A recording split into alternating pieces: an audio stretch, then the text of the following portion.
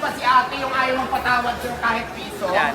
Piso din kasi yan eh. Grabe. Kaya naman talaga hindi tayo magtataka kung bakit milyonarya na siya ngayon. Shout out! Shout out. Pa rin. Talaga lang 3,000. Sige, sige. Nagsama mo ng pula.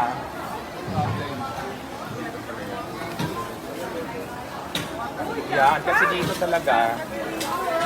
Malaki dito. So, ayan. 3,000. Yes, bagong gawa yan.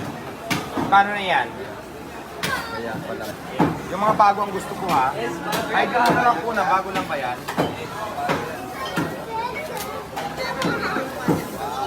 Gusto ko yung pare-paras na size. Ayaw ko na may maliit. Masarap na Magkano na to? 1/4.